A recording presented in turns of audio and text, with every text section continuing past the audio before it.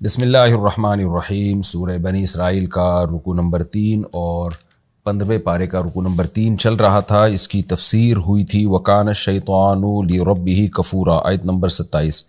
یہاں تک اس کی تفسیر ہو چکی تھی۔ آج انشاءاللہ میں اگلی آیت وَإِمَّا تُعْرِضَنَّ عَنْهُمُ ابْتِغَاءَ رَحْمَةٍ مِّن رَّبِّكَ، یہاں سے انشاءاللہ اس کی تفسیر میں شروع کروں گا۔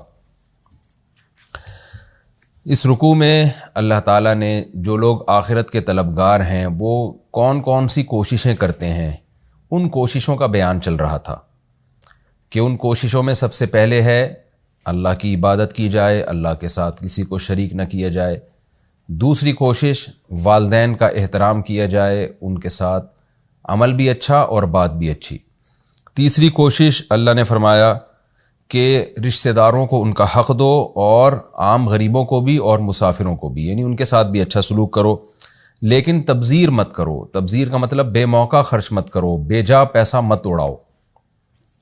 ان المبذرین کانوا اخوان الشیاطین، کیونکہ جو بے موقع پیسہ خرچ کرتے ہیں وہ شیطان کے دوست ہیں، اور شیطان اپنے رب کا ناشکر ہے۔ آگے ارشاد ہے وَإِمَّا تُعْرِضَنَّ عَنْهُمُ ابْتِغَاءَ رَحْمَةٍ مِّن رَّبِّكَ۔ بعض دفعہ یہ ہوتا ہے کہ آپ کے پاس پیسہ نہیں ہے، آپ رشتہ دار پہ خرچ کرنا چاہتے ہیں، یا کوئی آپ کا ریلیٹیو یا کوئی غریب یا کوئی مسافر آیا آپ سے مدد مانگی اور آپ کے پاس پیسے نہیں ہیں، آپ کے پاس اس کی مدد کا کوئی ذریعہ نہیں ہے، لیکن آپ کو امید ہے کہ یہ مجھے کچھ وقت کے بعد پیسے مل جائیں گے، یا کچھ وقت کے بعد میں اس کے ساتھ تعاون کر سکتا ہوں۔ اس بیس پہ آپ اس سے اعراض کر رہے ہیں۔ اعراض کا مطلب آپ اس کو ٹال رہے ہیں، تو اللہ کہتے ہیں اس کو ٹالنا بھی اچھے انداز میں ہے۔ وَإِمَّا تُعْرِضَنَّ عَنْهُمْ، اور اگر آپ ان میں سے کسی سے اعراض کرو، ابتغاء رحمۃ من ربک، اپنے رب کی رحمت کی تلاش میں، ترجوہا جس کی آپ کو امید ہے، یہاں رحمت سے مراد ہے کہ اس کے ساتھ تعاون کے لیے آپ کے پاس کچھ نہیں ہے، تو آپ کو امید ہے کہ اللہ رحم کرے گا اور میرے پاس انتظام ہو جائے گا۔ جیسے بعض لوگوں کی تنخواہ ڈیلے ہو جاتی ہے، یا مہینے کا آخر چل رہا ہے، ان کو پتہ ہے جی 1 تاریخ کو سیلری ملے گی، یا تجارت کا نفع آئے گا میرے پاس، یا اور کوئی وجہ ہو، تو اللہ کہتے ہیں کسی کو بھی اپنے رحمت کی امید ہو اور اس امید کی بیس پر وہ اس کو ٹال رہا ہو، تو فَقُلْ لَهُمْ قَوْلًا مَيْسُورًا، تو پھر ان رشتہ داروں اور مسکینوں اور مسافروں کو آپ نے میسورہ آسان بات کہنی ہے، یعنی آسان ہلکی بات، طنز نہیں کرنا، دھتکارنا نہیں ہے، ان سے اعراض بھی ایک اچھے انداز سے کرنا ہے، یعنی ان سے کوئی امید کی بات کر لینی ہے، بھائی ابھی میرے پاس گنجائش نہیں ہے، بعد میں اللہ نے موقع دیا تو میں انشاءاللہ تمہارے ساتھ تعاون کروں گا، مطلب ذلیل کر کے رسوا کر کے نکالنا نہیں ہے۔ دیکھیں اس آیت میں یا اس سے پہلے والے جو ایپیسوڈ تھا اس میں اللہ تعالیٰ نے جو رشتہ داروں کے حقوق بیان کیے نا، تو جگہ جگہ مال کی بات آ رہی ہے۔ آج جو ہمارے حقوق ہیں نا وہ زبان سے بہت اچھے ہیں۔ میں دیکھتا ہوں نا اپنے کلچر کو غیر مسلم کلچر سے جب ہم کمپیئر کرتے ہیں نا، تو پتہ چلتا ہے کہ قرآن ہمیں کیا بنانا چاہتا ہے، اور ہم وہ اخلاق چاہ رہے ہیں جو غیر مسلموں کے پاس ہیں۔ ان کے اخلاق زبان سے ہیں، زبان سے بہت اچھے ہیں۔ ٹھیک ہے، اسلام نے زبان سے بھی اچھا رہنے کا حکم دیا، یعنی زبان سے ہر ایک سے تھینک یو، ہر ایک سے بہت نائس ٹو میٹ یو، اس طرح کے ڈائلاگ بہت چلتے ہیں وہاں، لیکن عملی طور پر کیا کر رہے ہیں بھائی؟ عملی طور پر تو جو قوم اپنی گرل فرینڈ کو اپنے خرچے پہ چائے نہ پلا سکتی ہو، آپ اس کے کیا آپ اس کو کہیں گے کہ اچھے اخلاق ہیں اس کے؟ جو ماں باپ پہ پیسہ نہ خرچ کرتے ہوں، جو اولاد پہ پیسہ نہ خرچ کر سکتے ہوں، تو قرآن جگہ جگہ پیسے کا حکم دے رہا ہے، آتی ذی القربیٰ حقہ، مسکین اس کو حق دو، اور حق میں آگے کیا فرمایا کہ تبذیر مت کرو، بے موقع پیسہ خرچ نہ کرو۔ اس سے پتہ چلتا ہے کہ حق دینے میں بھی سب سے پہلی چیز پیسہ ہے، تو پیسے آپ کو دینے پڑیں گے ان کو۔ تو ہمارے بھی وہی جو لبرل لوگوں کے اخلاق ہیں نا، دینداروں میں بھی وہی چیز آ رہی ہے، بس دھیلا خرچ کرنے کے لیے تیار نہیں ہوتے، اور ان پہ جن کا اللہ نے حق زیادہ بتایا ہے، خرچ کریں گے تو ادھر ادھر بہت کر دیں گے، جن کا اللہ نے حق بتایا ان پہ نہیں خرچ کر رہے ہوتے۔ تو یہ اس آیت سے یہ بہت اہم بات ثابت ہوتی ہے کہ اللہ تعالیٰ کہہ رہے ہیں تمہیں اگر بعد میں ملنے کی امید ہے تو ان کو تم نے نظر انداز بھی ایک طریقے سے کرنا ہے۔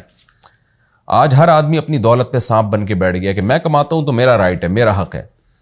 آگے اللہ فرماتے ہیں وَلَا تَجْعَلْ يَدَكَ مَغْلُولَةً إِلَىٰ عُنُقِكَ، اپنے ہاتھ کو مت باندھو اپنی گردن سے، یعنی کنجوس مت بن جاؤ، اتنے کنجوس کہ جیسے کہ ہاتھ گردن پہ باندھ لیا نا، کسی کو دینا ہی نہیں ہے، یہ کنایا ہے۔ وَلَا تَبْسُطْهَا كُلَّ الْبَسْطِ، اور نہ ایسے پھیلا دو، یوں کر کے لٹانا شروع کر دو۔ اس میں اسراف کی نفی ہے. پہلے والی آیت میں تبذیر کی نفی تھی کہ بے موقع خرچ مت کرو، یہاں یہ ہے کہ اسراف مت کرو. اسراف کا جو تبذیر اور اسراف جب ایک ساتھ استعمال ہوتے ہیں تو پھر تبذیر کا مطلب بے موقع خرچ کرنا اور اسراف کا مطلب اپنی اوقات سے زیادہ خرچ کرنا. کہ اتنے فضائل تم نے جب سنے تو پتہ چلا تم نے ایسے اڑانا شروع کر دیا، تو ایسا مت کرو. فتقعدا، ورنہ تم بیٹھ جاؤ گے ملومن، قابل ملامت ہو، کہ لوگ ملامت کریں گے. جب اپنے ضروری خرچوں سے بھی رہ جاؤ گے نا، ضروری نان نفقہ بھی نہیں ملے گا تمہیں، تو قابل ملامت بنو گے، محصورات، حسرت والے، افسوس والے، کف افسوس مل رہے ہوگے بیٹھ کے. اور تھکے ہوئے کا مطلب ہے کہ جیسے تھکا ہوا آدمی کسی کام کے قابل نہیں ہوتا، تو تم بھی کچھ کرنے کے قابل ہی نہیں رہو گے سوسائٹی میں، یعنی تعاون کے قابل بھی نہیں رہو گے تم. تو بیلنس ہونا چاہیے. اب ہر آدمی کا جو بیلنس ہے وہ اس کی آمدن کے حساب سے ہوتا ہے، اور ہر آدمی کے ضروری خرچے بھی اس کے اپنے حساب سے ہوتے ہیں. ایک خرچہ ہو سکتا ہے میرے حق میں ضروری ہو، آپ کے حق میں ضروری نہ ہو، اور ایک نوعیت کا اماؤنٹ خرچ کرنا ہو سکتا ہے میرے حق میں اسراف ہو، آپ کے حق میں اسراف نہ ہو، یا میرے حق میں اسراف نہ ہو، آپ کے حق میں اسراف ہو. تو یہ ہر ایک کے حالات مختلف ہوتے ہیں، ہر ایک کے حالات دوسرے سے جس طرح مختلف ہیں، تو اسی حساب سے اس کو مشورہ دیا جائے گا. آگے اللہ فرماتے ہیں ان ربک یبسط الرزق لمن یشاء ویقدر، تیرا رب جس کے لیے چاہتا ہے رزق بڑھا دیتا ہے اور جس کے لیے چاہتا ہے روک دیتا ہے. یہ گویا اشکال کا جواب دیا جا رہا ہے، کیونکہ قرآن نے اتنی زیادہ فضیلت بیان کی خرچ کرنے کی، رشتہ داروں پہ کرو، اگر ابھی نہیں ہے تو بعد کا وعدہ کر لو، اور اچھے طریقے سے ان کو اگنور بھی کرنا ہے تو اس کا بھی ایک اچھا طریقہ ہونا چاہیے. تو پھر اللہ نے اسراف سے روکا کہ نہ تبذیر کرنی ہے نہ اسراف کرنا ہے. بعض غریب ایسے ہوتے ہیں، ان کی حالت ایسی قابل ترس ہوتی ہے کہ انسان کہتا ہے کہ بھائی میرے پاس گنجائش ہو نہ ہو میں اس کو پہ لازمی خرچ کروں. اور اتنا خرچ پہلے زمانے میں بہت ہوتا تھا، اب تو اس کی مثالیں اتنی زیادہ نہیں ملتی، لیکن عرب میں ویسے ہی بہت سخاوت تھی. تو اس میں بعض دفعہ یہ ہوتا تھا اتنا دے دیا کرتے تھے کہ خود پھر بھیک مانگنے پر آ جاتے. تو اللہ کہتے ہیں کہ دیکھو یہ جو غریب ہے نا جس پر میں تمہیں خرچ کرنے کا حکم دے رہا ہوں، تو یہ غربت بھی اللہ نے اس کو دی ہے، لہذا اس کی غربت دور کرنے میں اعتدال سے تجاوز مت کرو. اتنا مت کرو کہ خود غریب بن جاؤ اور خود بھیک مانگنا شروع کر دو. تو سب سے پہلے اپنا اتنا دفاع کرنا ہے کہ لوگوں کے سامنے ہاتھ نہ پھیلانا پڑے تمہیں. تو ایسے موقع پہ جب تمہارے دل میں وسوسہ آئے گا اور شیطان تمہیں کہے گا کہ سب کچھ اس پہ لٹا دو. بعض دفعہ شیطان سخاوت کا بھی حکم دے رہا ہوتا ہے، کیونکہ اس کو پتہ ہے کہ آج یہ سخاوت کا مظاہرہ کرے گا تو کل بھیک مانگے گا لوگوں کے سامنے. تو وہ دیکھنے میں وہ عمل نیکی ہے لیکن حقیقت میں وہ نیکی نہیں ہے، کیونکہ آپ اعتدال سے تجاوز کر رہے ہیں. تو قرآن کہتا ہے کہ جب غریب آدمی کی حالت دیکھ کر تمہیں یہ خیال آئے کہ بھائی میں اسراف سے کام لیے بغیر گزارا نہیں ہے، مجھے سب کچھ دینا پڑے گا، تو ایسے موقع پہ اللہ کہتے ہیں کہ یہ مت کیا کرو، بلکہ یہ سوچ لیا کرو کہ یہ تو رب کی دین ہے، کسی کو زیادہ دیا کسی کو کم دیا، دنیا کا نظام ایسے ہی چلے گا. تو ایسا نہیں ہو سکتا کہ اتنا خرچ کرو کہ ساری دنیا سے مکمل ہی غریب کا خاتمہ ہو جائے اور سارے تمہارے جیسے دولت مند بن جائے. یہ نہیں ہے، یہ اللہ کی تقسیم ہے، یہ ہمیشہ رہے گی. تو اس لیے اللہ نے تسلی دی کہ اسراف سے بچنے کے لیے تسلی کا جملہ ان ربک یبسط الرزق لمن یشاء، کہ تیرا رب جس کے لیے چاہتا ہے روزی بڑھا دیتا ہے اور جس کے لیے چاہتا ہے تنگ کر دیتا ہے. تو اس لیے اس میں جتنا حکم دیا جا رہا ہے ان احکام کی رعایت کرتے ہوئے خرچ کرو، اس میں حد سے تجاوز مت کرو. اصل میں یہ آیتیں آج کے دور میں سمجھنا بہت مشکل ہیں، کیونکہ آج تو جتنا خرچ کرنا چاہیے اتنا نہیں کر رہے ہوتے. آج تو طبیعتوں میں بخل بہت ہے، لیکن اس زمانے میں یہ مثالیں تھیں جب حاتم طائی جیسے لوگ گزرے تھے کہ وہ سب کچھ ہی خرچ کر کے پھر انسان مجبور ہو جاتا تھا کہ میں کل گزارا کیسے کروں گا. اور اس چیز کا تعلق توکل سے بھی ہے. بعض لوگوں کا توکل بہت کامل ہوتا ہے، جیسے نبی صلی اللہ علیہ وسلم وہ خرچ کر دیا کرتے تھے، ایک دھیلا بھی نہیں چھوڑتے تھے اپنے لیے، لیکن آپ کا توکل کامل تھا کہ جب بھوک لگے تو صبر کرتے تھے. تو آج ایسا توکل بھی نہیں ہے. تو اس لیے جو عام حکم قرآن کا ہے وہ یہی ہے کہ جتنا اللہ پہ توکل ہے، اعتماد ہے اور جتنی گنجائش ہے اس کو ملحوظ رکھ کے ان تمام لوگوں کا خیال کیا جائے. انہ کان بعبادہ خبیرا بصیرا، بے شک وہ اللہ اپنے بندوں کے اس کا باخبر بھی ہے اور ان کے حالات کو دیکھ بھی رہا ہے. تو وہ اپنے بندوں کو کسی کے رزق میں اضافہ کرتا ہے، کسی میں کمی کرتا ہے. تو یہ دپل میں یا اتفاق سے نہیں ہو رہا، بلکہ اس میں یہ حکمت پر مبنی ایک نظام ہے. وہ باخبر ہے، بصیر بھی ہے، تو دیکھ کے سمجھ کے سب کچھ کر رہا ہے، خود بخود یہ نہیں ہو رہا. یہ ہمارا رکوع جی کمپلیٹ ہو گیا. اور اس رکوع میں اللہ نے توحید کا، والدین کی اطاعت کا اور ان کے ساتھ حسن سلوک کا حکم دیا، اور رشتہ داروں پہ خرچ کرنے کا، مسافروں پہ خرچ کرنے کا، اور اعتدال سے خرچ کرنے کا، یہ تمام چیزوں کا اللہ نے حکم دیا۔ اور یہ وہی یعنی اس کا خلاصہ یہی ہے کہ جو آخرت کے طلبگار ہیں تو وہ یہ والے اعمال کریں گے تو ان کو آخرت ملے گی، تو اس کا یہی خلاصہ ہے۔ اب ہم اگلے رکوع کی طرف چلتے ہیں، سورہ بنی اسرائیل کا رکوع نمبر 4 اور تیسرے پارے 15ویں پارے کا بھی رکوع نمبر 4۔ حسب معمول اس رکوع کا مختصر لفظی ترجمہ مختصر گرامر کے ساتھ، پھر انشاءاللہ اس کی تفسیر ہوگی۔ بسم اللہ الرحمن الرحیم۔ ولا تقتلوا اولادکم، اور قتل مت کرو اپنی اولاد کو، خشیت املاق، غربت اور فاقہ کے املاق کہتے ہیں فاقہ، غربت، ناداری، خشیہ خوف، غربت کے خوف سے۔ نحن نرزقہم، ہم دیں گے انہیں روزی، وإیاکم، اور تمہیں بھی۔ ان قتلہم، بے شک ان کا قتل کرنا، کانا ہے، خطأ خطا، خطا سے مراد گناہ، برائی، کبیرہ، بہت بڑی خطا ہے یہ۔ ولا تقربوا الزنا، اور زنا کے قریب مت جاؤ، انہ کان فاحشۃ، بے شک ہے یہ زنا، فاحشۃ، کھلی بے حیائی۔ فاحشہ جو کھلی ایک واضح برائی ہوتی ہے نا، بعض دفعہ کھلے عام برائی کو بھی فاحشہ کہا جاتا ہے، اور بعض دفعہ وہ برائی جس کا برائی ہونا ہر شخص کی نیچر اور فطرت میں اللہ نے ڈال دی ہے، کوئی بھی سلیم الطبع آدمی اس کو پسند نہیں کرے گا، کھلی بے حیائی۔ اس لیے ہم اس کا ترجمہ کرتے ہیں یہ کھلا گناہ ہے، کھلی بے حیائی ہے، یعنی ایسی بے حیائی ہے جس کے بے حیائی ہونے میں دو رائے نہیں ہو سکتی، تو یہ کھلی بے حیائی ہے، چاہے چھپ کے ہی زنا کر رہے ہوں لیکن اللہ اس کو کھلی بےہودگی سے تعبیر کر رہے ہیں۔ کھلی کا مطلب عقل کے سامنے اس کی بےہودگی کھلی ہوئی ہے۔ وساء، اور کیا ہی برا ہے، ساء فعل تعجب میں سے ہے، تو اللہ اپنے لیے بھی تعجب کے صیغے استعمال کرتے ہیں، گویا اللہ کو تعجب ہو رہا ہے، حالانکہ اللہ کو تو تعجب نہیں ہو سکتا، لیکن ہمیں سمجھانے کے لیے کہ وساء، اور کتنا ہی برا ہے یہ، سبیلا، راستے کے اعتبار سے، یعنی خواہش پوری کرنے کے راستے کے اعتبار سے زنا کتنا ہی گندا راستہ ہے۔ ولا تقتلوا النفس، اور قتل مت کرو جان کو، یعنی انسانی جان کو، التی، وہ جان، حرم اللہ، جس کو اللہ نے حرام کر دیا، یعنی جس کے قتل کو اللہ نے حرام کر دیا، اس کو قتل مت کرو، الا بالحق، مگر حق کے ساتھ۔ حق کے ساتھ کا مطلب کوئی معقول ریزن ہو، وہ ریزن قرآن و سنت نے ہمیں بتائی ہے کہ چند باتیں ایسی ہیں جن میں انسانی جان کا قتل حلال ہو جاتا ہے، تو تفسیر میں انشاءاللہ۔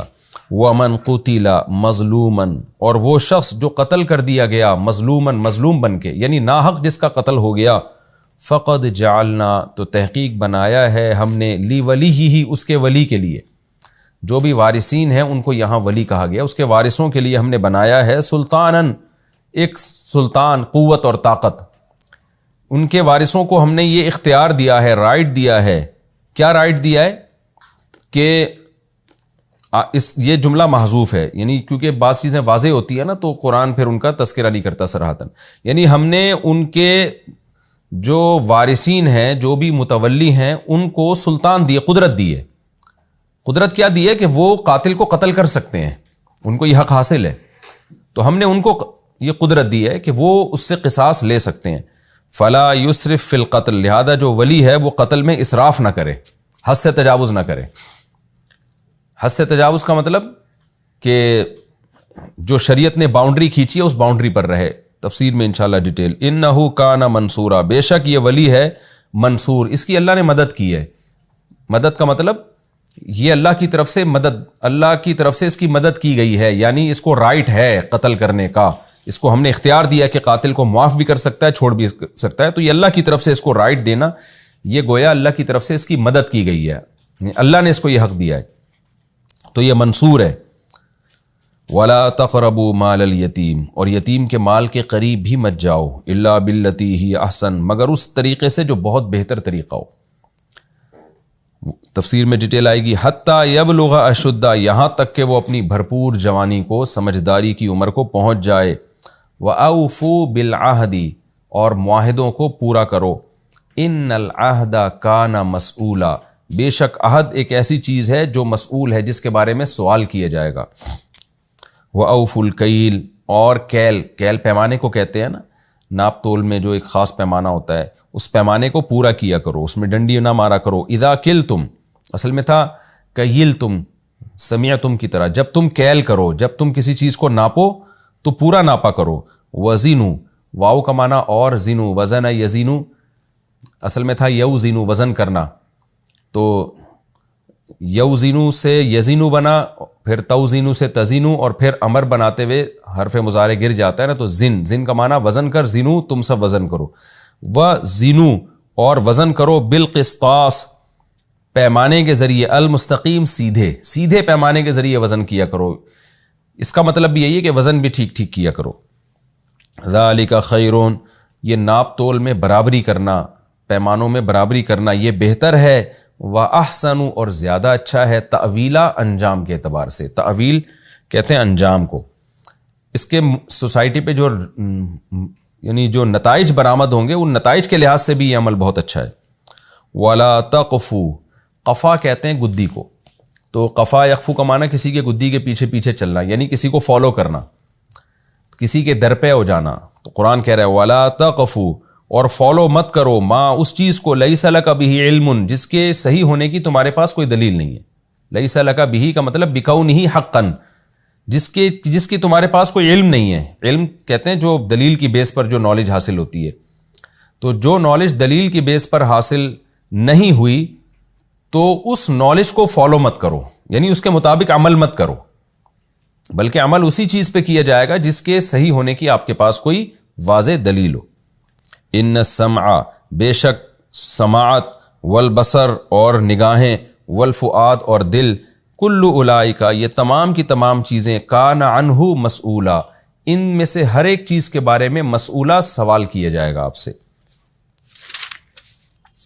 ولا تمشی فی الارض اور مت چلو زمین میں مرحا اتراتے ہوئے. مریح یمرح کا معنی اترانا، تکبر کے ساتھ مت چلو. انکا بے شک تم، لن تخرق الارض، خرق یخرق کا معنی پھاڑ ڈالنا، تم زمین کو پھاڑ نہیں سکتے. ولن تبلغ الجبال اور تم پہنچ نہیں سکتے پہاڑ پر، طولا لمبائی کے اعتبار سے، یعنی اتنا اونچا قد تمہارا نہیں ہو سکتا کہ طول میں تم پہاڑوں کو کراس کر جاؤ. تو ایسے مت اکڑو کہ بلندی میں تم جو ہے نا پہاڑوں کی بلندی تک نہیں پہنچ سکتے، یعنی قد میں. تفسیر میں ڈیٹیل آئے گی انشاءاللہ. کل ذالک کان سیئہ، یہ جتنے بھی احکام ہم نے بیان کیے ہیں، کل ذالک یہ سب کے سب، کان سیئہ ان میں جو بری باتیں ہیں، ان احکام میں کچھ کام ایسے ہیں جن کا کرنے کا حکم دیا، اور کچھ ایسے ہیں جن سے بچنے کا حکم دیا. تو جن کے کرنے کا حکم دیا ان کا نہ کرنا برا، اور جن سے بچنے کا حکم دیا ان کا کرنا برا. تو ان احکام میں کان سیئہ جو بھی برا عمل ہے، یعنی برا عمل کا کیا مطلب ہوا، جو آرڈر دیا جا رہا ہے اس کو نہ کرنا برا، اور جو جس سے روکا جا رہا ہے اس کا کرنا برا. تو ان جتنے بھی ہم نے احکام دیے، کان سیئہ ان میں جو بھی برا کرے گا ان احکام کے بارے میں، عند ربک مکروہا، تو یہ اس کا ان میں جو بھی برا ہوگا وہ تیرے رب کے نزدیک ناپسندیدہ ہے. یعنی اس کو تکرار کیا کہ ان احکام کو فالو نہ کرنا ایک برائی ہے. تو ان احکام میں جو بھی برا کام ہے وہ تیرے رب کے نزدیک ناپسندیدہ ہے، تیرے رب کو ان کاموں سے نفرت ہے. ذالک مما، یہ وہ احکام ہیں، مما ان احکاموں میں سے کچھ احکام ہیں، اوحا الیک ربک جو تیرے رب نے تیری طرف وحی کی ہیں، یعنی اے محمد صلی اللہ علیہ وسلم. یہ ان احکام میں سے، مما اصل میں تھا منما، یہ ان احکام میں سے کچھ احکام ہیں جو تیرے رب نے تیری طرف وحی کی ہے، من الحکمہ، اور یہ حکمت سے پر مبنی احکام ہیں، یہ حکمت کی باتیں ہیں. ولا تجعل مع اللہ الہا آخر اور نہ بنا اللہ کے ساتھ کوئی اور معبود، فتلقی فی جہنم کہ تو ڈال دیا جائے گا جہنم میں، ملومن قابل ملامت ہو کر، مدحورن دھتکارتا ہوا، رسوا ہو کے. افا اصفاکم ربکم، کیا منتخب کر لیا ہے، صفا یصفو، صفاوتن کا معنی ہوتا ہے منتخب کرنا، صفی ہے نا، صفی نام بھی ہوتا ہے، تو یہ سلیکٹڈ کو کہتے ہیں، اسی سے نکلا ہے اصطفا، اکتسبہ کی طرح، تو وہاں تا کو طا سے تبدیل کر دیا. تو مصطفیٰ کا مطلب بھی یہ سلیکٹڈ، جس کو منتخب کر لیا گیا ہو. تو افا اصفاکم ربکم، کیا رب نے تمہیں منتخب کر لیا ہے، بالبنین بیٹوں کے ساتھ، یعنی تمہارے لیے بیٹوں کا اللہ نے انتخاب کر لیا ہے. واتخذ من الملائکۃ اناسا، اور ٹھہرا لیا ہے اس نے خود فرشتوں میں سے بیٹیاں، یعنی فرشتوں میں سے اس نے اپنے لیے بیٹیاں بنا لیں اور تمہارے لیے کیا اس نے بیٹوں کا انتخاب کر لیا؟ انکم لتقولون، بے شک تم لوگ کہتے ہو، قولا عظیما، بہت بڑی بات، یعنی گناہ کے اعتبار سے یہ بہت بڑی بات ہے۔ یہ جناب اس رکوع کا مختصر لفظی ترجمہ ہو گیا۔ اب ہم انشاءاللہ اس کی تفسیر کی طرف آتے ہیں۔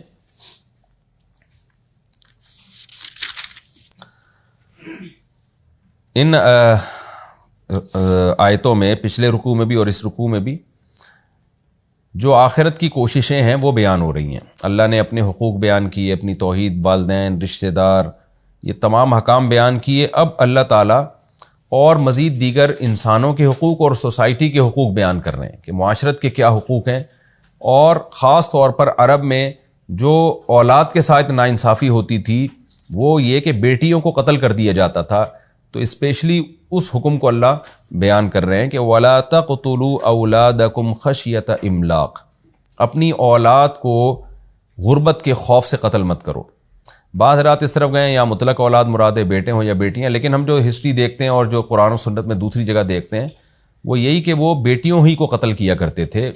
بعض دفعہ عار کی وجہ سے کہ بیٹی ہے تو لوگوں میں ذلت کا ذریعہ بنے گی، یعنی لوگ کیا کہیں گے کہ بیٹی، تمہارے یہاں بیٹی پیدا ہوئی ہے، اور بعض دفعہ اس لیے کہ بھئی کھلانے کو گنجائش نہیں ہے، تو ظاہر ہے بیٹے کما کے کھلاتے ہیں، بیٹیاں کما نہیں سکتی، تو وہ تو بظاہر سوسائٹی پہ بوجھ بنتی ہیں اور ان کو خود کھلانا پڑتا ہے، تو اس لیے زیادہ راجح یہی معلوم ہوتا ہے کہ اس سے بھی جو مفسرین جمہور اسی طرف گئے ہیں کہ اس سے بیٹیاں ہی مراد ہیں۔ تو بیٹیوں کو دو وجہ سے قتل کیا جاتا تھا، دونوں طرح کے قتلوں پہ اللہ نے پابندی لگائی، ایک غیرت کے نام پہ اور ایک قتل غربت کی وجہ سے۔ تو اللہ نے فرمایا کہ اپنی اولاد کو غربت کے خوف سے قتل مت کرو۔ یہاں بیٹیوں کو اولاد سے تعبیر اس لیے کیا گیا کہ اولاد کے لفظ میں ایک محبت اور شفقت ہے، تو بیٹی کے لفظ میں عرب کے لیے محبت نہیں تھی جب اسلام دنیا میں نہیں آیا تھا، اس وقت عرب کے لیے بیٹی کے لفظ میں محبت نہیں تھی، تو اللہ نے کہا اولاد ہے تمہاری، تو جیسے بیٹا تمہاری اولاد ہے تو بیٹیاں بھی تمہاری اولاد ہیں، تو اپنی اولاد کو کون اپنے ہاتھوں سے قتل کرتا ہے؟ وَلَا تَقْتُلُوا أَوْلَادَكُمْ خَشْيَةَ إِمْلَاقٍ، غربت کے خوف سے اپنی اولادوں کو قتل مت کرو۔ نَحْنُ نَرْزُقُهُمْ، ہم تمہیں بھی رزق دیں گے، وَإِيَّاكُمْ، اور ان کو بھی رزق دیں گے۔ تو کیا مطلب؟ جب اللہ تعالیٰ اولاد دے رہا ہے، چاہے بیٹا ہو یا بیٹی ہو، تو رزق کا وہ پہلے سے انتظام کرتا ہے، تو وہ ماں باپ کو بھی رزق دے گا اور اولاد کو بھی رزق دے گا۔ یہ خوب سمجھ لیں، اس قسم کی جتنی بھی آیات ہیں جس میں اللہ تعالیٰ یہ کہہ رہے ہوں کہ ہم یہ کریں گے، تو یہ اللہ کی مشیت کے ساتھ متعلق ہوتی ہیں، یعنی اگر ہم چاہیں گے تو ہم ان کو بھی رزق دیں گے، تمہیں بھی رزق دیں گے۔ تو سوال پیدا ہوتا ہے اگر اللہ چاہے گا تو، اور اگر اللہ نے نہیں چاہا تو پھر کیا ہوگا؟ تو یہاں چاہنے کا مطلب یہ ہوتا ہے کہ رزق کے ملنے یا نہ ملنے کا مدار اولاد کے پیدا ہونے یا نہ ہونے پر نہیں ہے، وہ ہماری چاہت پر ہے۔ تو اگر تمہارے اولاد پیدا نہیں ہوئی تو بھی ہماری چاہت پہ تمہیں رزق ملے گا، ہم چاہیں گے تو دیں گے، نہیں چاہیں گے تو بغیر اولاد والوں کو بھی بھوکا مار دیں گے ہم، اور اگر ہم نے نہیں چاہا تو اولاد پیدا ہونے کے بعد بھی نہیں دیں گے۔ تو یہ جو رزق کے میں تم نے جو یہ سمجھ بیٹھے ہو نا کہ بچے پیدا ہوں گے تو رزق کی کمی ہوگی، یہ تمہاری حماقت اور بے وقوفی ہے۔ رزق کی کمی یا رزق کی کثرت کا مدار اللہ کی چاہت پر ہے، تو آپ اللہ سے لڑ کے روزی نہیں لے سکتے۔ اللہ سے لڑنے کا کیا مطلب؟ اللہ کے حکم کی مخالفت کر کے اللہ سے کیسے آپ روزی لے سکتے ہو؟ تو اللہ کے حکم کی مخالفت کیا ہے کہ اولاد کو روکنا یا اس کو قتل کر دینا۔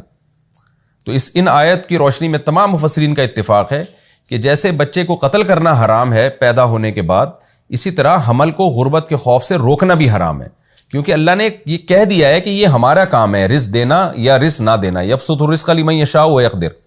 تو اس میں اگر تم اسلام کے حکم کو یا اللہ کے آرڈر کو فالو نہیں کرو گے اور یہ سوچو گے کہ بھئی رزق کہاں سے آئے گا، بچہ کھائے گا کہاں سے، تو اس کا مطلب تم خدا سے لڑ رہے ہو، تو یہ ایک حماقت والا کام کر رہے ہو، کیونکہ رزق تو اللہ کی مرضی، وہ تمہیں دے یا نہ دے۔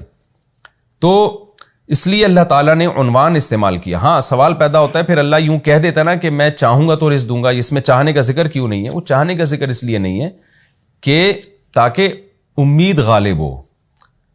علامہ آلوسی رحمہ اللہ تعالیٰ اس طرح کی جو آیات ہیں نا ان کی تفسیر میں ایک بات لکھتے ہیں کہ ان آیتوں میں اشارہ ہے کہ جس کے اولاد ہوگی اس کے میں رزق کی برکت کا امکان زیادہ ہوگا، جس کے اولاد نہیں ہوگی اس میں رزق کی برکت کا امکان کم ہوگا، کیونکہ اس کے لیے اللہ نے الفاظ استعمال کیے اولاد والوں کے لیے، جو بے اولاد ہیں ان کے لیے اللہ نے یہ الفاظ استعمال نہیں کیے یا جو اپنے بچوں کو غربت کے خوف سے قتل کر دیتے ہیں ان کے لیے استعمال نہیں کیے۔ آگے اللہ فرماتے ہیں ان قتلہم کان خطئا کبیرا، ان کا قتل کرنا بہت بڑا جرم ہے، قتل کر دینا بہت بڑا جرم ہے۔ تو اس آیت کی روشنی میں تمام فقہا کا اتفاق ہے، اور یہ مضمون دیگر احادیث سے بھی ثابت ہے اور صحابہ کے عمل سے بھی ثابت ہے کہ انتہائی غربت میں جب یہ آیتیں نازل ہوئیں اور نبی صلی اللہ علیہ وسلم نے ترغیب دی تزوج الودود الولود کہ ایسی عورت سے نکاح کرو جو کثرت سے اولاد دے اور محبت کرتی ہو، یہ اس موقع پہ نبی نے فرمایا۔ اور عبداللہ بن مسعود رضی اللہ تعالی عنہ اور اصحاب صفہ کے لوگ جن کے پاس ایک لنگوٹی نہیں ہوتی تھی جس سے ایک آدمی اپنا پورا سطر چھپا لے، ایک دوسرے کی طرف پشت کر کے بیٹھا کرتے تھے، اس وقت پیغمبر صلی اللہ علیہ وسلم ان حالات پہ حکم دے رہے تھے کہ اولاد ایسی عورت سے نکاح کرو جو اولاد تمہیں کثرت سے دے۔ تو آپ سوچئے اس شدید ترین غربت میں اسلام نے بچوں کی کثرت کی ترغیب دی ہے، تو آج جو کھا کھا کے مر رہے ہیں لوگ اور ناشکرے لوگ، اس قدر خدا نے رزق کی فراوانی دی ہے، اور میں کروڑ پتی لوگوں کو دیکھتا ہوں کہ وہ زیادہ نسل نہیں بڑھاتے کہ ان کے خرچے ہم کہاں سے پورے کریں گے۔ تو یہ آپ اندازہ لگاؤ کہ کس قدر خدا کے غضب کو دعوت دی جا رہی ہے، یعنی گویا بزبان حال اللہ کو بتایا جا رہا ہے کہ ہمارے بیسک خرچے پورے نہیں ہو رہے ہیں۔ تو اللہ کا کیسا قہر آئے گا کہ وہ لوگ جن کے پاس کھانے کو روٹی نہیں تھی وہ مجھ پہ توکل کرتے تھے اور نسل بڑھاتے تھے، اور تمہیں لینڈ کروزر میں گھوم رہے ہو، ہزار ہزار گز کے بنگلے تم لوگوں نے رکھے ہوئے ہیں، اور تم اس طرح کی باتیں کرتے ہوئے تمہیں شرم نہیں آتی کہ آج کل ہمارے خرچے پورے نہیں ہوتے۔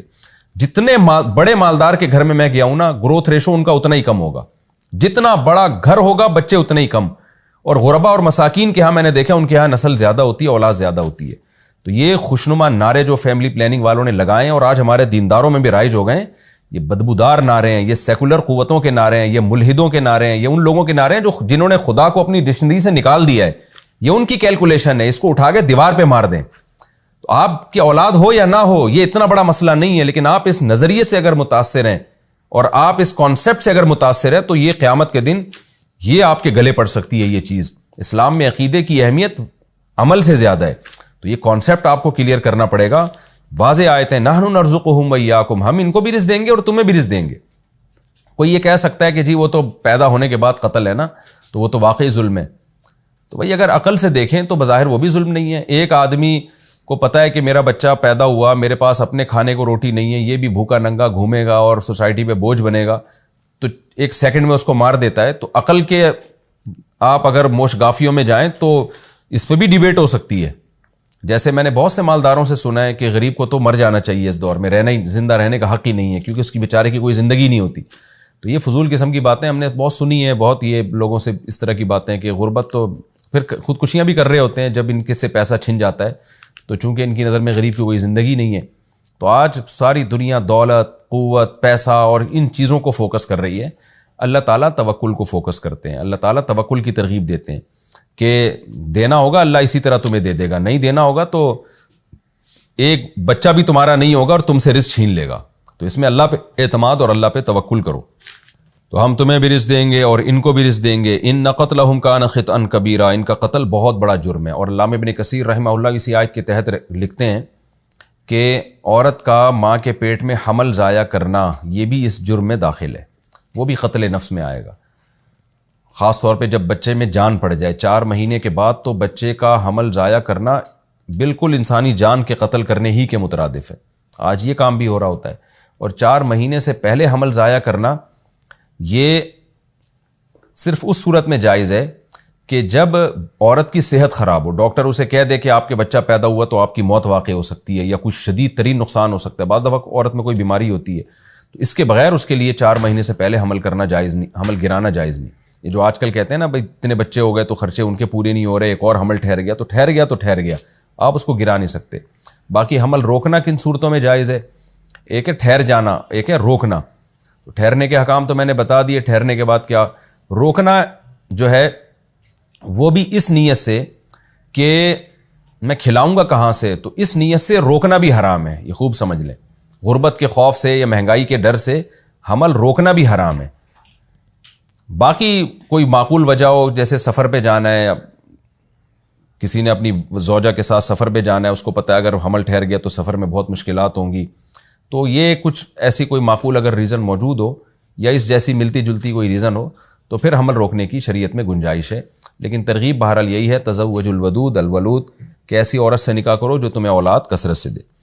آگے اللہ تعالیٰ کا ارشاد ہے وَلَا تَقْرَبُوا الزِّنَا، اور زنا کے قریب بھی مت پھٹکو، إِنَّهُ كَانَ فَاحِشًا، یہ بہت بڑی بے حیائی ہے اور اپنی خواہش پوری کرنے کا بدترین راستہ ہے۔ یہاں دو باتیں، ایک اس آیت کا پچھلی آیت سے ربط کیا ہے۔ دیکھیں ایک ربط تو یہ ہے کہ اللہ تعالیٰ نے پچھلی آیت میں اپنی اولاد کو قتل سے منع کیا، یعنی جسمانی طور پر ہلاک کرنے سے منع کیا۔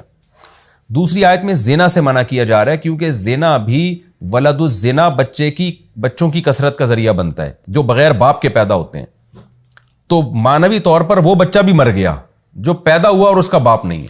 آج یورپ میں دیکھ لینا جب زنا پھیلا ہے تو کیا ہوا ہے، سنگل مدر اور بس ایک ماں پال رہی ہوتی ہے، باپ کی شفقت، باپ کی رحمت اور باپ کی وجہ سے جو رشتے ملتے ہیں، چچا دادا، یہ سارے رشتوں سے وہ انہوں نے اپنے بچوں کو محروم کر دیا ہے۔ بس اسٹیٹ اور ریاست ہر جگہ اسی کو باپ بنایا ہوا ہے۔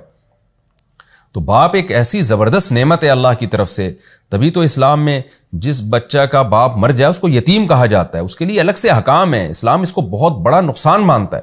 اور جس بچے کا سرے سے باپ ہی نہ ہو یا غیر قانونی باپ ہو جس کو اسلام باپ ہی نہیں مانتا، تو میرج کے بعد جو اولاد پیدا ہوتی ہے مرد اس کو صحیح طرح سے اون کرتا ہے، لیکن جو زنا سے بچہ پیدا ہوتا ہے مرد نہ اون کرتا ہے، اور اگر کرے بھی تو شریعت اس کو مانتی نہیں ہے۔ اس حدیث میں آتا ہے الولد للفراش، بچہ جس کی بیوی سے ہوگا وہ باپ اس کا باپ سمجھا جائے گا، اور زنا سے پیدا ہوئے شریعت اس کو باپ بھی نہیں مانتی۔ تو زنا سے اس لیے بہت ساری وجوہات سے روکا گیا، ایک وجہ تو اللہ نے بیان کر دی کہ یہ بے حیائی اللہ کو پسند ہی نہیں ہے، بس چاہے ولد الزنا بچہ پیدا ہو یا نہ ہو، اس پہ سزا رکھی ہے اسلام نے۔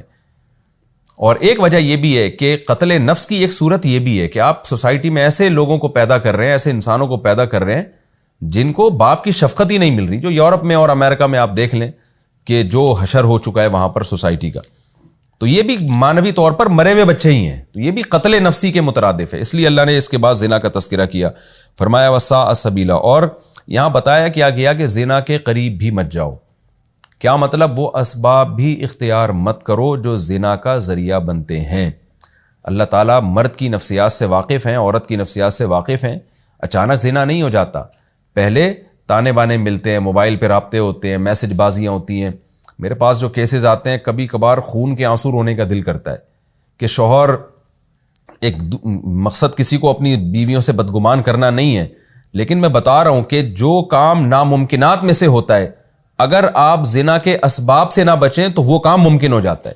سے کیسز آئے ہیں میرے پاس کہ شوہر اچھا بھلا شوہر ہے، جاب کر رہا ہے، کسی دوسرے ملک میں ہے، اور یہاں پر بیوی کے صرف میسج بازیوں سے کسی مرد سے، ایک نیک عورت تھی، شریف عورت تھی، اپنے شوہر سے محبت کرنے والی ایک خاندانی عورت تھی، لیکن کیا ہوا ہے کہ مس کال آئی اور ان نون نمبر سے میسج بازیاں، اور پھر 1-2 سال تک میسج ہوتے ہوتے بالآخر زنا ہوا، اور بالآخر ولد الزنا بچہ پیدا ہوا، اور وہ بچہ عورت نے شوہر کے کھاتے میں ڈال دیا، اپنے شوہر کو پتہ نہیں ہے، وہ سمجھ رہے کہ میرا بچہ ہے۔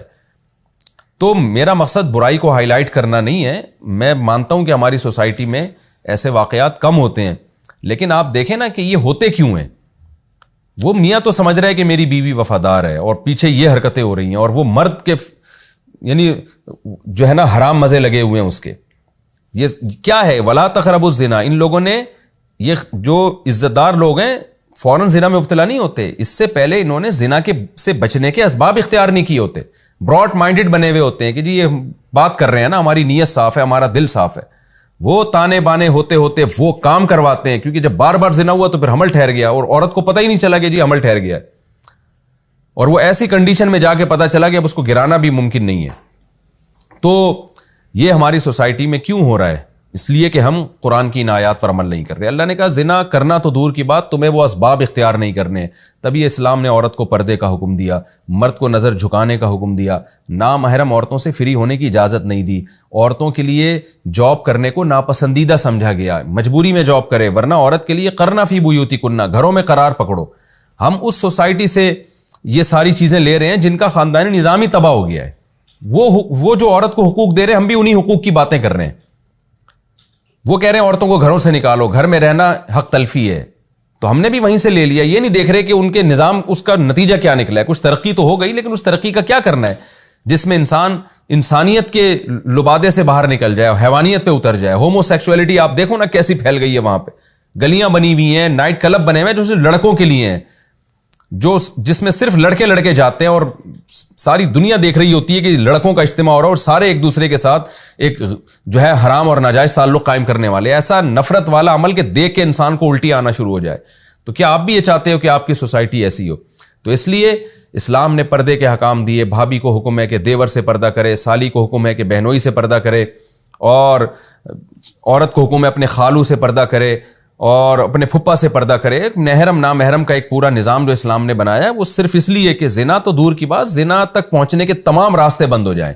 اس لیے اللہ فرماتے ہیں بہت بڑی بے حیائی ہے, وَلَا تَقْتُلُوا النَّفْسَ الَّتِي حَرَّمَ اللَّهُ إِلَّا بِالْحَقِّ. اور پھر آگے حکم دیا کہ ایک تو اولاد کا قتل ہے, چاہے مادی قتل ہو یا معنوی طور پہ قتل ہو, دونوں قتل پہ پابندی لگائی. اور اب حکم دیا جا رہا ہے کہ ایک عام انسانی جان کو بھی قتل مت کرو. وَلَا تَقْتُلُوا النَّفْسَ, کسی بھی انسانی جان چاہے وہ غیر مسلم ہو یا مسلم ہو, الَّتِي حَرَّمَ اللَّهُ, جس کے قتل کو اللہ نے حرام قرار دیا, الا بالحق, مگر حق کے ساتھ. کچھ صورتیں ایسی ہیں جن میں اللہ نے قتل کو حلال قرار دیا ہے. قرآن اور سنت میں وہ صورتیں بیان کی گئی ہیں. ایک صورت تو یہ ہے جو آگے آ رہی ہے کہ کوئی شخص کسی انسانی جان کو قتل کر دے تو مقتول کے اولیاء کو یہ حق حاصل ہے کہ وہ قاتل سے قصاص لیں یا اس کو معاف کر دیں, تو وہ قصاص میں قتل کر سکتے ہیں. دوسرا فساد فی الارض, کوئی آدمی زمین میں فساد مچا رہا ہے, جیسے قطاع الطریق ہیں, ڈاکو ہیں, یا جو اسلحے کے زور پہ, یعنی ڈاکو کا مطلب اسلحے کے زور پہ لوگوں سے مال چھینتے ہیں, یا اور کسی طریقے سے زمین میں قتل و غارت پھیلائی ہوئی ہے انہوں نے, تو پھر ان ایسے لوگوں کا قتل کرنا بھی جائز ہے. اسی طرح کوئی مسلمان شادی شدہ ہو اور زنا کر لے تو رجم کے ذریعے اس کا قتل بھی جائز ہے, لیکن یہ صرف یہ سزا مسلمان پہ جاری ہوگی. کوئی غیر مسلم شادی شدہ اگر زنا کرتا ہے تو اس پہ اسلام میں رجم والی سزا نہیں ہے. باقی کوڑوں کی سزا ہے یا نہیں ہے, اس کی کچھ مختلف صورتیں ہیں, وہ میں زیادہ گہرائی میں جاؤں گا تو یہ ہماری تفسیر رہ جائے گی, اور وہ اس کی نوبت بھی بہت کم. آج کل تو مسلمانوں پہ سزا جاری نہیں ہو رہی, غیر مسلموں پہ کہاں ہوگی جاری. تو یہ چند صورتیں ہیں. اسی طرح کوئی شخص اسلام کو چھوڑ دے, مرتد ہو جائے, تو اس کو 3 دن گورنمنٹ مہلت دے گی. اگر اس میں اس کے شبہات دور ہوتے ہیں ٹھیک ہے, نہیں آتا تو اس کو بھی شریعت میں قتل کرنے کا حکم ہے, کیونکہ محاربہ ہے. محاربہ کا مطلب جو عصمت کی وجہ تھی وہ ختم کر دی. اب اس کی ڈیٹیل بہت لمبی ہے, لیکن اس میں فقہا کا اختلاف ہے کہ عورت اگر مرتد ہو جائے تو اس کو اسلامی حکومت قتل کرے گی کہ نہیں کرے گی. تو عورت کے مرتد ہونے کی صورت میں دیگر ائمہ کے نزدیک تو قتل کیا جائے گا, لیکن امام ابو حنیفہ کے نزدیک اگر کوئی مسلمان عورت مرتد ہو جاتی ہے تو پھر اس کی سزا قتل نہیں ہے بلکہ حبس ہے. یعنی جب تک وہ اسلام قبول نہیں کرتی اس کو جو ہے محبوس کر دیا جائے گا, قید کر دیا جائے گا. تو لیکن یہ جو مرتد کی سزا قتل ہے نا, یہ جب ہے جب طاقت بھی ہو, یعنی گورنمنٹ کے پاس اس کو پتہ ہے کہ اگر ہم قتل کریں گے تو ہم یہ برداشت بھی کر سکتے ہیں. اس کی تفصیل میں زیادہ نہیں جانا چاہتا, فقہا نے اس کی بہت لمبی چوڑی تفصیل بیان کی ہے کہ کس صورت میں قتل کیا جائے گا, کس صورت میں نہیں کیا جائے گا, لیکن اصولی طور پر اس کی سزا, مرتد کی سزا اسلام میں بہرحال قتل ہی ہے. یعنی واجب القتل ہے, وہ گورنمنٹ اس پر لازم ہے کہ اس کو مہلت دے, اور وہ نہیں مانتا تو اس کو قتل کر دے. تو یہ چند صورتیں ہیں جن میں قتل نفس کی اللہ نے اجازت دی ہے. اس کے علاوہ تمام صورتیں ایسی ہیں کہ کسی صورت میں آپ انسانی جان کو قتل نہیں کر سکتے. تو اللہ کہتے ہیں کہ ومن قتل مظلوما, جو مظلوماً قتل ہوا, یعنی ان صورتوں میں سے کوئی صورت نہیں تھی اور اس کو قتل کر دیا گیا. تو عرب میں ہوتا یہ تھا کہ ایک بندہ قتل ہوا ہے, آج بھی بہت سے قبائلی علاقوں میں ایسا ہوتا ہے, ایک قتل ہوا تو قاتل مل نہیں رہا تو اس کے بھائی کو مار دیا, اس کے چاچا کو مار دیا.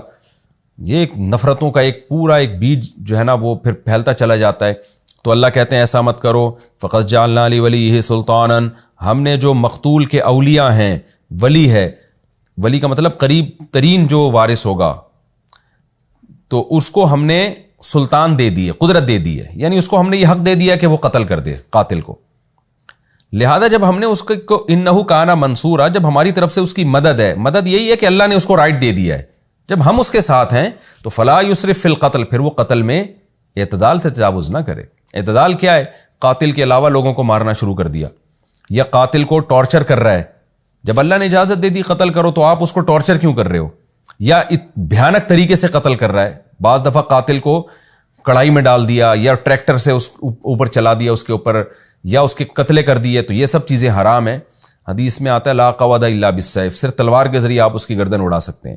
آج جو پھانسی کا نظام ہے یہ بھی شریعت میں صحیح نہیں ہے، اس میں بھی قاتل کو یا جس کو پھانسی دی جا رہی ہوتی ہے بے انتہا تکلیف ہوتی ہے. تو اسلام نے قتل کا وہ طریقہ بیان کیا جس میں اس کو تکلیف نہ ہو. تو اللہ کہتے ہیں جب تمہاری مدد ہم نے کی ہے، تمہیں یہ رائٹ دیا کہ تم قاتل کو مار سکتے ہو، تو صرف قاتل ہی کو فوکس کرنا ہے اور شرعی حدود سے تم نے تجاوز نہیں کرنا. اس کے قبیلے کے افراد کو مارنا اور پھر دشمنیوں کو بڑھانا یہ ٹھیک نہیں ہے. یہاں ایک فقہی مسئلہ ہے کہ ولی جو ہے خود سے قصاص لے سکتا ہے یا نہیں لے سکتا. جیسے زید کے باپ کو بکر نے قتل کیا فرض کریں، اب زید کا بیٹا کیا خود سے بکر کو قتل کر سکتا ہے یا گورنمنٹ ہی کیس کرے گی، گورنمنٹ ہی قتل کرے گی؟ تو خوب سمجھ لیں دنیاوی احکام میں تو وہ پابند ہے قانوناً کہ وہ کیس کرے اور حکومت پھر اس کو سزا دے. لیکن اگر وہ اس نے خود سے بھی اپنے طور پر بکر کو مار دیا، قتل کر دیا، تو آخرت میں بہرحال مواخذہ نہیں ہوگا. مشورتاً اس کو منع تو کیا جائے گا، منع اس لیے کیا جائے گا زید کی اولاد کو کہ بھئی اگر تم نے خود بکر کو قتل کر دیا تو کیس چلائے بغیر جب یہ کام تم اپنے طور پہ کرو گے تو پھر تمہیں بھی پکڑا جائے گا. پھر پتہ نہیں تم ثابت کر سکو اور ثابت نہ کر سکو کہ بکر قاتل تھا یا نہیں تھا. تو اور پھر یہ فیصلہ بعض دفعہ مشکل ہو جاتا ہے کہ یہ زید نے بکر کو ناحق قتل کیا یا واقعی بکر قاتل تھا. تو ایک سیاستاً اور انتظامی امور کو چلانے کے لیے تو یہ کہا جائے گا کہ یہ کام گورنمنٹ کرے، لوگ نہ کریں. لیکن یہ خوب سمجھ لیں اگر کسی نے پرسنلی بھی قتل کر دیا قاتل کو ولی نے، تو قیامت کے دن بہرحال وہ بری و ذمہ ہوگا. قیامت میں اس کو قتل کا گناہ نہیں ملے گا کیونکہ اللہ نے اس کو حق دیا ہے، جیسے کہ قرآن میں ان آیتوں میں اللہ نے بیان کیا فی نفسی اس کا رائٹ ہے. لیکن انتظاماً ایک حکومت کے قانون کو فالو کرنے کے لیے تاکہ زمین میں کم سے کم فساد ہو اور یہ چیز فساد کی طرف نہ جائے، اس کو ویسے ایک سیاسی طور پر اس کو منع کیا جائے گا. جیسے کہ علماء منع کرتے ہیں قتل و غارت کے جب واقعات ہوتے ہیں تو علماء کہتے ہیں بھائی آپ خود سے یہ کام نہ کریں بلکہ گورنمنٹ یہ کام کرے. لیکن افسوس کے ساتھ کہنا پڑتا ہے گورنمنٹ یہ کام نہیں کرتی، جس کے نتیجے میں پھر وہ ہوتا ہے جس کا قرآن نے اشارہ کر دیا. قرآن کہہ رہے ہیں ہم نے ولی کو طاقت اس لیے دی ہے تاکہ اسراف نہ ہو. اس سے پتہ چلتا ہے کہ ولی سے اگر آپ طاقت لے لو اور قصاص کا لا ختم ہو جائے تو پھر لوگوں کی دشمنیاں بڑھیں گی جیسے کہ بڑھ رہی ہیں. تو آج وہی ہے کہ کیس چلتے رہتے ہیں قتل کے کئی سال، پھر قاتل چھوٹ جاتا ہے سزا، اور بعض دفعہ قاتل کے ساتھ زیادتی ہوتی ہے. 10 سال جیل میں رہنے کے بعد ان کو پھانسی پہ لٹکایا جاتا ہے. تو وہ جو اب پھانسی پہ لٹکا رہے ہو تو پھانسی کی سزا بہت سخت ہے، تکلیف زیادہ ہے، پھر یہ 10 سال کس کھاتے میں گئے؟ جرم اس کا قتل تھا تو اس کے بدلے میں سزا قتل ملنی چاہیے تھی نا. تو یہ 10 15 20 سال جو جیل میں اس نے کوٹری میں گزارے ہیں یہ کس کھاتے میں؟ تو آپ دیکھ لیں پاکستان میں ایسے مجرم ہیں جو 20 سال جیل کی کوٹریوں میں زندگیاں عذاب بن گئیں اور 20 سال کے بعد کورٹ نے فیصلہ سنایا کہ ان کو قتل کر دیا جائے. کس قدر ظالمانہ نظام ہے، نہ اللہ کے حقوق ادا ہو رہے ہیں نہ مخلوق کے. تو جب تک ہم اسلام کو نافذ نہیں کریں گے اپنی عدالتوں میں اور آئین میں، خدا کی قسم ہم ترقی نہیں کر سکتے اور ہمیں انصاف نہیں مل سکتا. لیکن اسی اسلام میں سب سے بڑی رکاوٹ لبرل لوگ ہیں جو اسلام کو نہیں مانتے اور صبح و شام اسلام کے خلاف بولتے رہتے ہیں وہ اور فالو کرتے ہیں ان کنٹریز کو. تو سب سے بڑی رکاوٹ وہ لوگ ہیں. تو اسلام نے جو ایک ہمیں نظام دیا ہے نا قصاص کا، حدود کا، یہ نظام ہماری سوسائٹی کے لیے اس سے بہتر نظام ہو نہیں سکتا. وقت ہمارا کمپلیٹ ہو گیا. انشاءاللہ میں اگلے ایپیسوڈ میں وَلَا تَقْرَبُوا مَالَ الْيَتِيمِ إِلَّا بِالَّتِي هِيَ أَحْسَنُ یعنی سورہ بنی اسرائیل کا رکوع نمبر 4 اور 15 پارے کا رکوع نمبر 4، اس کو میں اس آیت سے انشاءاللہ اس کی تفسیر شروع کروں گا کہ وَلَا تَقْرَبُوا مَالَ الْيَتِيمِ إِلَّا بِالَّتِي هِيَ أَحْسَنُ آیت نمبر 34. اللہ تعالی ہمیں سمجھنے کی، عمل کی توفیق عطا فرمائے. وما علینا الا البلاغ.